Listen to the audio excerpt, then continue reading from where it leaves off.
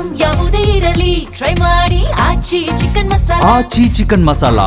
DK Shivakumar ಅವರು CM ಆಗಿ ಇಷ್ಟು ದಿನಗಳಾದ್ರೂ ಕೂಡ ಇನ್ನು ಖಾತೆ ಕಗ್ಗಂಟು ಮುಂದುವರಿತಾನೆ ಇದೆ.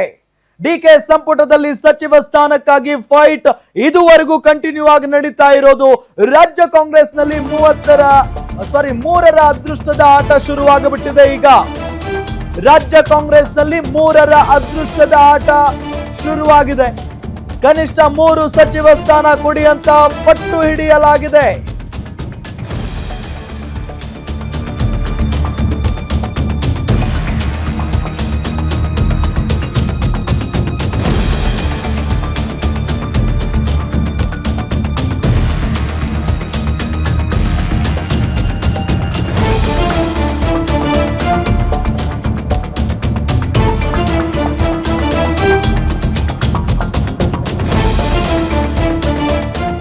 ಕನಿಷ್ಠ 3 ಸಚಿವ ಸ್ಥಾನ ಕೊಡಿ ಅಂತ ಪಟ್ಟು ಹಿಡಿದಿದ್ದಾರೆ. ಸಿಎಂ ಮೇಲೆ ಸಮುದಾಯವಾರು ನಾಯಕರು ಒತ್ತಡವನ್ನ ಹೇರ್ತಾ ಇದ್ದಾರೆ.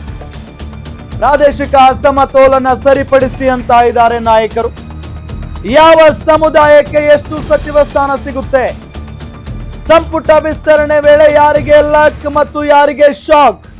ಗ್ಯಾರಂಟಿ ನ್ಯೂಸ್ ನಲ್ಲಿ ಸಂಪುಟ ಸಂಕಟದ ಎಕ್ಸ್ಕ್ಲೂಸಿವ್ ಸ್ಟೋರಿ. ಕಿತ್ತೂರು ಕರ್ನಾಟಕದ ಶಾಸಕರ ಲೆಕ್ಕಾಚಾರವೇ ಬೇರೆ ಇದೆ. ಕಿತ್ತೂರು ಕರ್ನಾಟಕದ ಪ್ರಭಾವಿ ಜಿಲ್ಲೆ ಬೆಳಗಾವಿಗೆ 3 ಸಚಿವ ಸ್ಥಾನಕ್ಕೆ ಒತ್ತಡ ಹಾಕ್ತಾ ಇರೋದು ಮುಖ್ಯಮಂತ್ರಿಗಳ ಮೇಲೆ. ಬೆಂಗಳೂರು ರಾಜಕಾರಣ ಒಂದು ಕಡೆ ಆದ್ರೆ, ಉತ್ತರ ಕರ್ನಾಟಕ ಅಂತ ಬಂದ್ರೆ ಅದು ಬೆಳಗಾವಿ ರಾಜಕಾರಣ ಸಿಕ್ಕಾಪಟ್ಟೆ ಇಂಟ್ರೆಸ್ಟಿಂಗ್ ಆಗಿರುತ್ತೆ. ಮತ್ತು ಬೆಳಗಾವಿಯಲ್ಲಿ ಸಿಕ್ಕಾಪಟ್ಟೆ ಪ್ರಭಾವಿ ರಾಜಕಾರಣಿಗಳು ಕೂಡ ಇದ್ದಾರೆ. ಬೆಳಗಾವಿಗೆ 3 ಸಚಿವ ಸ್ಥಾನ ಕೊಡಬೇಕು ಅನ್ನೋದು ಒತ್ತಡ. ಒಂದು ಲಕ್ಷ್ಮಣ ಸವದಿ, ಲಕ್ಷ್ಮೀ ಹೆಬ್ಬಾಳ್ಕರ್ ಮತ್ತು ಹುಕ್ಕೇರಿ ಫ್ಯಾಮಿಲಿಯಿಂದ ಪಾಲಿಟಿಕ್ಸ್ ನಡೀತಾ ಇದೆ. ಈಗಾಗಲೇ ಬೆಳಗಾವಿ ಅಂತ ಬಂದ್ರೆ ಸತೀಶ್ ಜಾರಕಿಹೊಳಿ ಅವರು ಮೊದಲ ಹಂತದ ಭಾಗವಾಗಿನೇ ಸಚಿವರಾಗಿದ್ದಾರೆ. ಲಕ್ಷ್ಮಣ ಸವದಿ ಅವರಿಗೆ ಕಳೆದ ಬಾರಿನೇ ಸಂಪುಟದಲ್ಲಿ ಸ್ಥಾನ ಕೊಡಬೇಕಾಗಿತ್ತು, ಕಾರಣಾಂತರಗಳಿಂದ ಅವರಿಗೆ ಸಿಗಲಿಲ್ಲ. ಈ ಬಾರಿ ಅವರಿಗೆ ಸಿಗುತ್ತೆ ಅನ್ನೋ ವಿಶ್ವಾಸ ಇದೆ. ಬಟ್ ಏನಾಗುತ್ತೆ ಗೊತ್ತಿಲ್ಲ. ಇದೆಲ್ಲದರ ಜೊತೆಗೆ ಲಕ್ಷ್ಮೀ ಹೆಬ್ಬಾಳ್ಕರ್ ಅವರು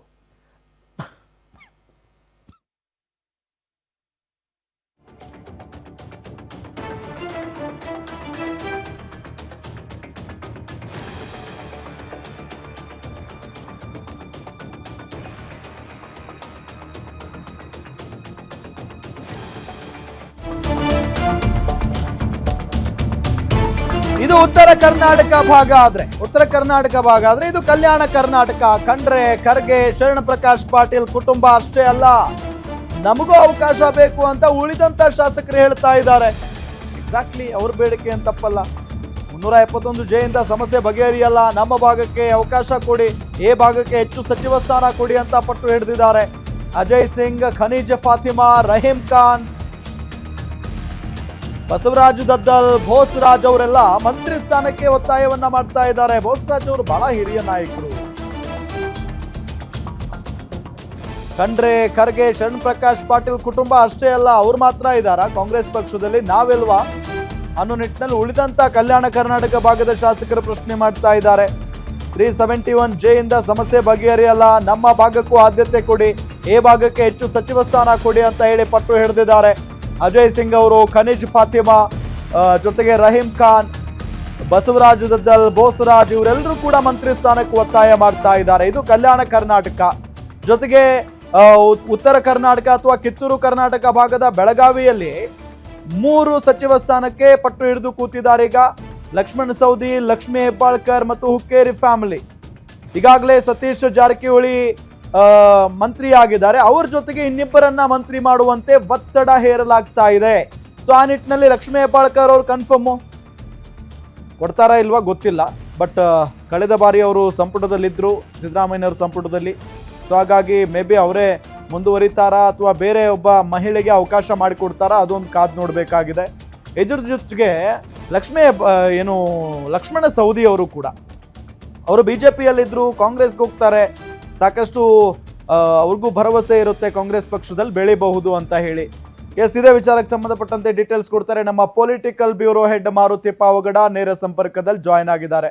ಮಾರುತಿ ಪಾವಗಡ, ಈಗ ಬೆಳಗಾವಿ ಅಂತ ಬಂದಾಗ ಮೂರು ಸಚಿವ ಸ್ಥಾನಗಳನ್ನ ಕೇಳ್ತಾ ಇದ್ದಾರೆ. ಮತ್ತೊಂದು ಕಡೆ ಕಲ್ಯಾಣ ಕರ್ನಾಟಕ ಭಾಗ ಅಂತ ಬಂದಾಗ ಆ ಕೆಲವೊಂದಿಷ್ಟು ಫ್ಯಾಮಿಲಿಗಳಿದಾವಲ್ಲ ಅವುಗಳು ಮಾತ್ರನ ಕಾಂಗ್ರೆಸ್ನಲ್ಲಿರೋದು, ನಾವಲ್ವಾ ಅಂತ ಉಳಿದಂತ ಶಾಸಕರು ಕೇಳ್ತಾ ಇದ್ದಾರೆ. ಹಾಗಾಗಿ ಗೊಂದಲ ಇನ್ನೂ ಎಲ್ಲಿವರೆಗೂ ಮುಂದುವರಿಯುತ್ತೆ? ಡೀಟೇಲ್ಸ್ ಕೊಡ್ತಾ ಹೋಗೋದಾದ್ರೆ ರಾಮ್, ಸಂಪುಟ ವಿಸ್ತರಣೆ ಮುಖ್ಯಮಂತ್ರಿ ಡಿ ಕೆ ಶಿವಕುಮಾರ್ ಅವ್ರಿಗೆ ಭಾಳಷ್ಟು ಸಂಕಷ್ಟಗಳನ್ನು ತರ್ತಾ ಇರುವಂಥದ್ದು ನಿಜ. ಯಾಕಂತ ಹೇಳಿದ್ರೆ ಮೊದಲ ಹಂತದಲ್ಲಿ ಏನು 13 ಜನ ಶಾಸಕರನ್ನು ಸಚಿವರನ್ನಾಗಿ ತೆಗೆದುಕೊಂಡ್ರು.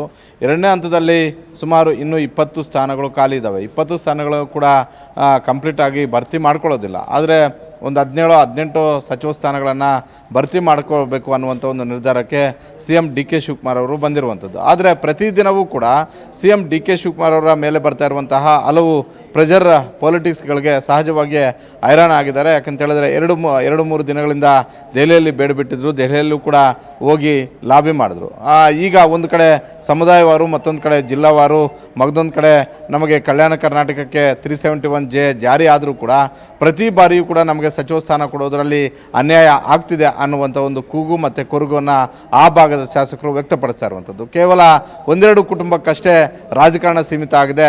ಅಧಿಕಾರ ಸಿಕ್ಕರೂ ಅವರಿಗೆ ಸಿಗುತ್ತೆ, ವಿರೋಧ ಪಕ್ಷದಲ್ಲೂ ಕೂಡ ಅವರಿಗೆ ಮನ್ನಣೆ ಸಿಗುವಂಥ ಒಂದು ಕೆಲಸಗಳು ಆಗ್ತಾ ಇದ್ದಾವೆ ಅನ್ನುವಂಥ ಒಂದು ಆಕ್ಷೇಪ ಮತ್ತು ಅಸಮಾಧಾನದ ಮಾತುಗಳು ಕೂಡ ಹೊರಗಡೆಗೆ ಬರ್ತಾ ಇರುವಂಥದ್ದು. ಹೀಗಾಗಿ ಕಲ್ಯಾಣ ಕರ್ನಾಟಕ ಭಾಗದ ಶಾಸಕರು ಅಭಿಪ್ರಾಯ ಒಂದು ಕಡೆ ಆದರೆ, ಮತ್ತೊಂದು ಕಡೆ ಬೆಳಗಾವಿ ಜಿಲ್ಲೆಯಿಂದ ಸುಮಾರು 18 ಜನ BJP ಮತ್ತು ಕಾಂಗ್ರೆಸ್ ಅವರು ಆಯ್ಕೆಯಾಗಿ ಬಂದರೂ ಕೂಡ ಪ್ರತಿ ಬಾರಿನೂ ಕೂಡ ನಮಗೆ ಅನ್ಯಾಯ ಆಗ್ತಿದೆ ಅನ್ನುವಂಥ ಒಂದು ಅಸಮಾಧಾನವನ್ನು ಆ ಭಾಗದ ಶಾಸಕರು ಪಡಿಸ್ತಾ ಇದ್ದಾರೆ. ಈ ಬಾರಿ ಬೆಳಗಾವಿ ಜಿಲ್ಲೆಯಿಂದ ಅತಿ ಹೆಚ್ಚು ಶಾಸಕರು ಆಯ್ಕೆಯಾಗಿ ಬಂದರೂ ಕೂಡ ಒಬ್ಬರನ್ನ ನೀವು ಸಚಿವ ಸ್ಥಾನಕ್ಕೆ ಗುರುತಿಸಿದ್ದೀರಾ. ಆದರೆ ಕನಿಷ್ಠ 3 ಅವಕಾಶಗಳನ್ನು ಕೊಡಬೇಕು ಅನ್ನುವಂಥ ಒಂದು ಬೇಡಿಕೆ, ಒಂದು ಒತ್ತಾಯವನ್ನು ಲಕ್ಷ್ಮೀ ಹೆಬ್ಬಾಳ್ಕರ್, ಹುಕ್ಕೇರಿ ಫ್ಯಾಮಿಲಿ, ಅದೇ ರೀತಿ ಲಕ್ಷ್ಮಣ ಸವದಿ ಈ 3 ಕೂಡ ಮಾಡ್ತಾ ಇರುವಂಥದ್ದು. ಅದರ ಜೊತೆಗೆ ನಾಯಕ ಸಮುದಾಯಕ್ಕೆ 3 ಸಚಿವ ಸ್ಥಾನಗಳನ್ನು ಕೊಡಲೇಬೇಕಂತ ಈ ಹಿಂದೆ ಸಿದ್ದರಾಮಯ್ಯ ಅವರು ಇಬ್ಬರಿಗೆ ಅವಕಾಶವನ್ನು ಮಾಡಿಕೊಟ್ಟಿದ್ರು. ಒಬ್ಬರು ಬಳ್ಳಾರಿಯಿಂದ ನಾಗೇಂದ್ರ, ಮತ್ತೊಬ್ಬರು ತುಮಕೂರಿಂದ ರಾಜಣ್ಣ ಅವ್ರಿಗೆ. ನಾಗೇಂದ್ರ ಅವರು ವಾಲ್ಮೀಕಿ ನಿಗಮದ ಪ್ರಕರಣದಲ್ಲಿ ಅವ್ರ ಮೇಲೆ ಆರೋಪ ಬಂತು, ರಾಜೀನಾಮೆಯನ್ನು ಪಡ್ಕೊಂಡ್ರು. ರಾಹುಲ್ ಗಾಂಧಿ ಅವರ ವಿರುದ್ಧ ಮಾತಾಡಿದ್ರು ಅನ್ನುವಂಥ ಒಂದು ಕಾರಣಕ್ಕೋಸ್ಕರ ರಾಜಣ್ಣ ಅವರಿಂದಲೂ ಕೂಡ ರಾಜೀನಾಮೆಯನ್ನು ಪಡ್ಕೊಂಡ್ರು. ಆಗ ಕೇವಲ ಸತೀಶ್ ಜಾರಕಿಹೊಳಿ ಅವರು ಮಾತ್ರ ಸಚಿವರಾಗಿ ಮುಂದುವರೆದರು. ಹೀಗಾಗಿ ಈ ಬಾರಿನೂ ಕೂಡ ನಮಗೆ 3 ಸ್ಥಾನಗಳು ಬೇಕು ಅನ್ನುವಂಥ ಒಂದು ಒತ್ತಾಯವನ್ನು ಮಾಡ್ತಾ ಇರುವಂಥದ್ದು.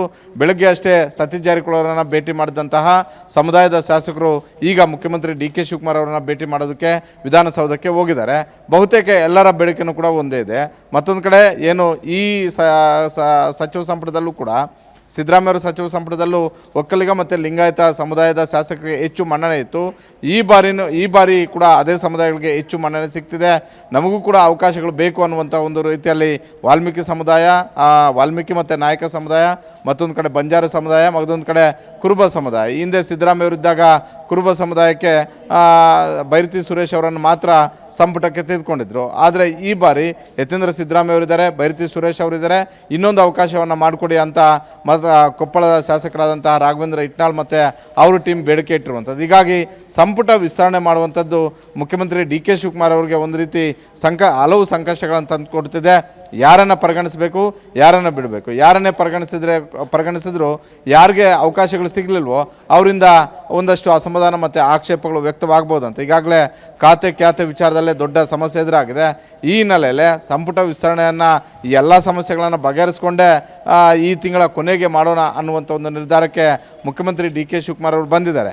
ಹೀಗಾಗಿ ಇನ್ನೂ ಅವಕಾಶ ಇರೋದ್ರಿಂದ ಪದೇ ಹೋಗಿ ಲಾಬಿ ಮಾಡುವಂಥ ಒಂದು ಕೆಲಸ ಹಲವು ಸಮುದಾಯದ ನಾಯಕರು ಮಾಡ್ತಾಯಿದ್ದಾರೆ, ಹಲವು ಆಕಾಂಕ್ಷಿಗಳು ಕೂಡ ಮಾಡ್ತಾಯಿದ್ದಾರೆ. ಅದು ಪ್ರಾಂತ್ಯವಾರು ಇರ್ಬೋದು, ಅದೇ ರೀತಿ ಸಮುದಾಯವಾರು ಇರ್ಬೋದು. ರಾಮ್, ಎಸ್, ಥ್ಯಾಂಕ್ ಯು ತಮ್ಮೆಲ್ಲ ಮಾಹಿತಿಗಾಗಿ ಮಾರುತಿ ಪಾವಗಡ.